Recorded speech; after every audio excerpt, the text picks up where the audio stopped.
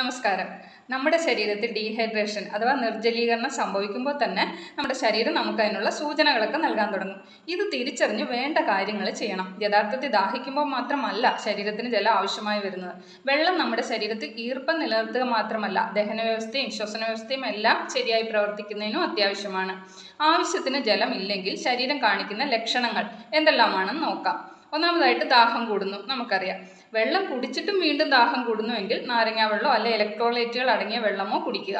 രണ്ടാമതായിട്ട് വരണ്ട ചർമ്മം. മൂന്നാമതായിട്ട് മൂത്രത്തിന്റെ നിറം കടുത്ത മഞ്ഞ നിറമാകുന്നു. മൂത്രത്തിന്റെ അളവ് കുറയും. മൂത്രമൊഴിക്കുമ്പോൾ ചിലപ്പോൾ വേദനയും ഉണ്ടാവും.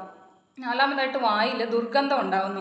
വെള്ളത്തിന്റെ കുറവ് മൂലം ആവശ്യത്തിന് ഉമിനീർ ഉൽപ്പാദിപ്പിക്കാതെ വരികയും ഇതുമൂലം ബാക്ടീരിയകളുടെ എണ്ണം കൂടുകയും വായ്നാറ്റം കൂടുകയും ചെയ്യുന്നു.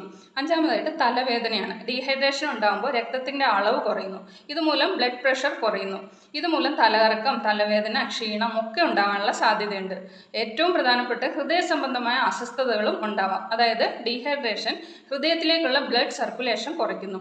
അതിനാൽ എല്ലാ അവയവങ്ങളിലേക്കും ആവശ്യത്തിന് രക്തം കൊണ്ടെത്തിക്കാൻ ഹൃദയം കൂടുതൽ പ്രവർത്തിക്കേണ്ടി വരുന്നു.